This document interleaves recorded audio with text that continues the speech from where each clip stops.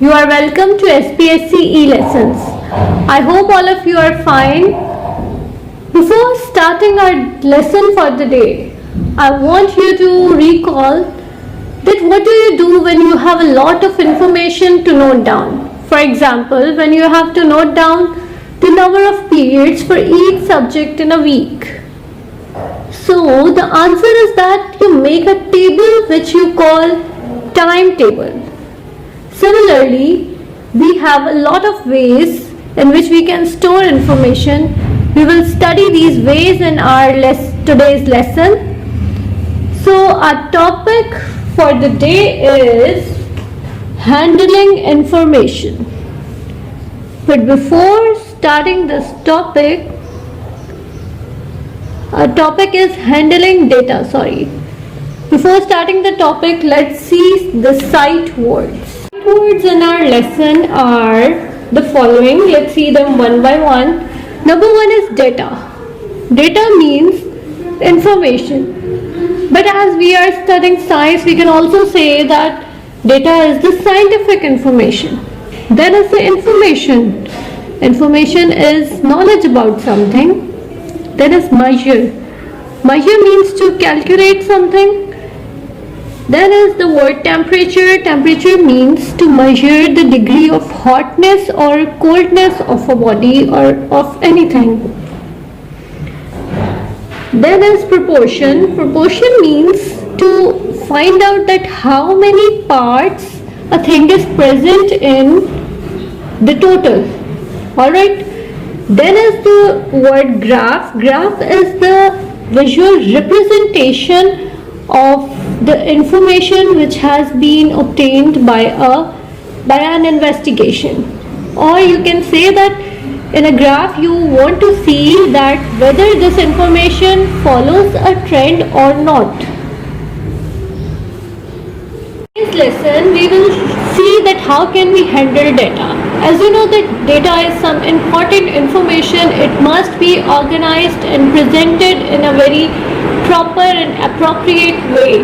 So we will learn 4 of the ways which we can use to handle data.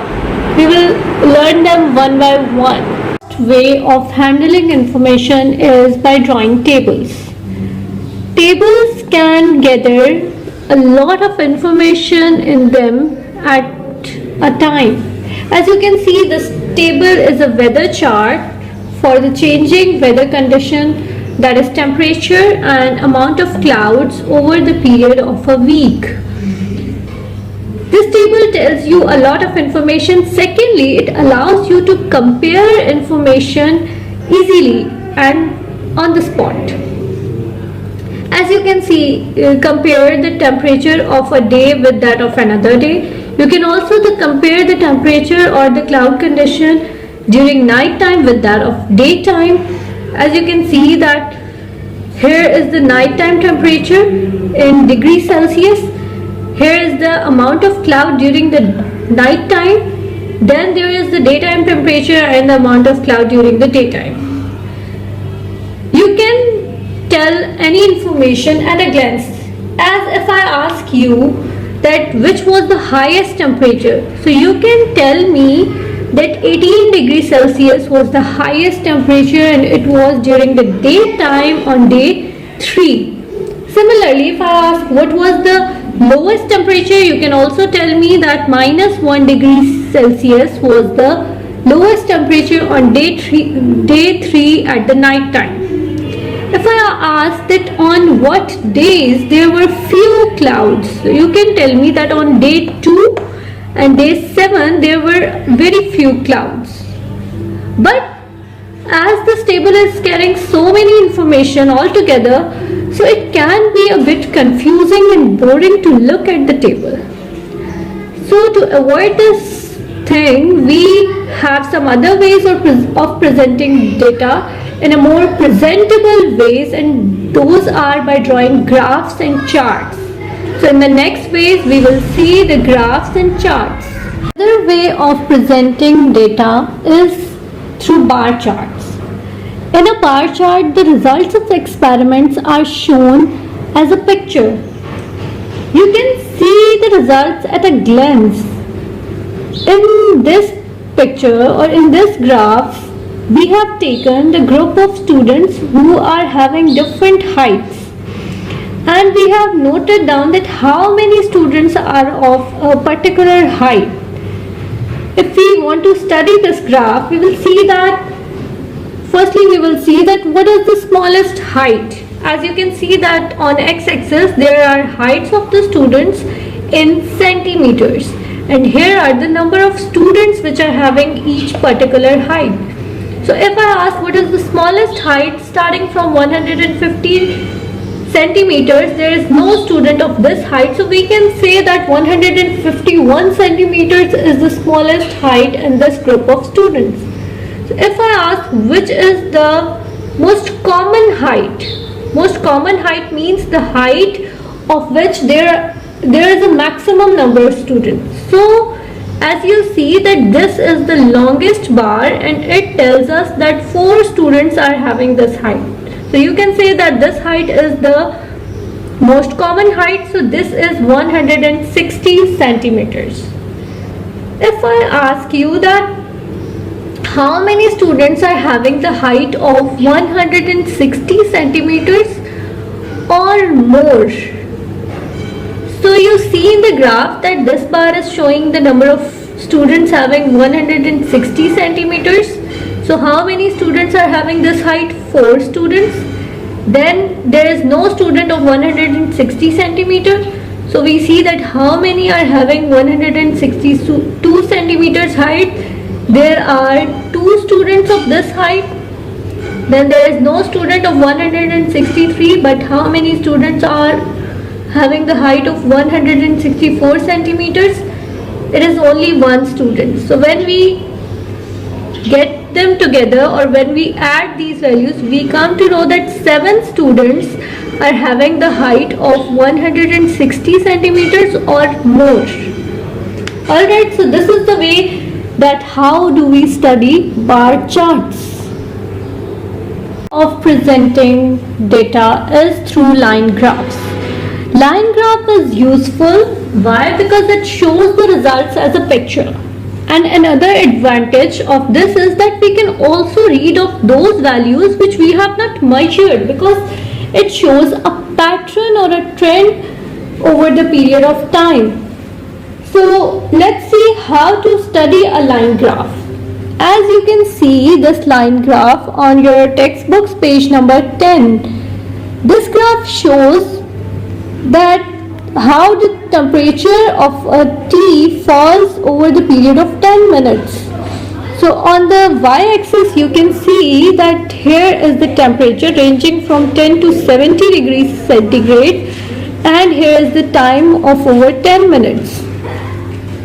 If someone asks you that what was the temperature of tea in the beginning, you will tell that it was 60 degrees centigrade.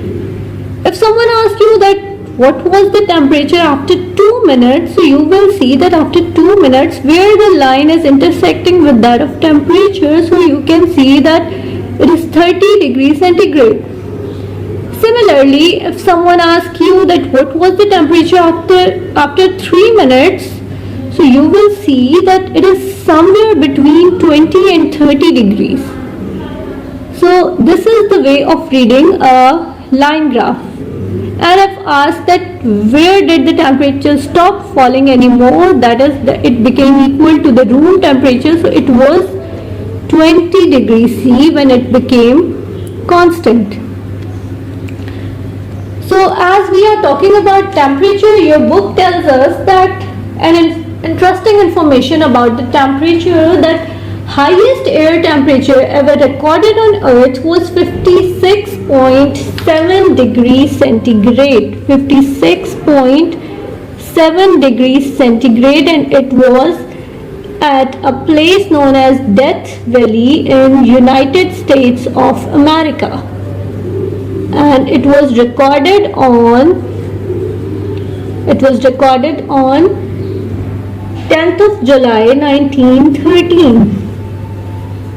In our country, the maximally recorded temperature ever would have been almost 50 to 52 degrees Celsius, but never this much high.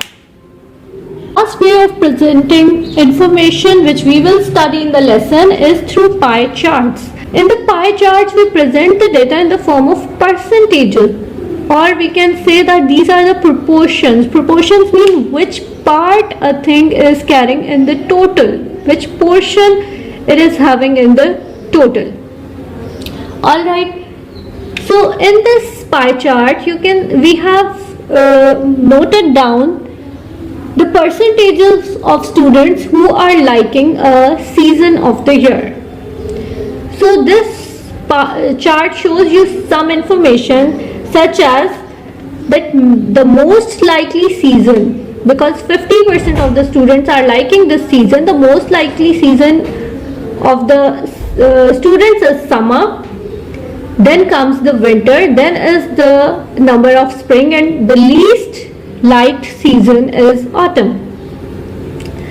This is the percentages. So how will you convert these percentages into total number of students? You can convert them if I tell you the total number of students. The total number of students.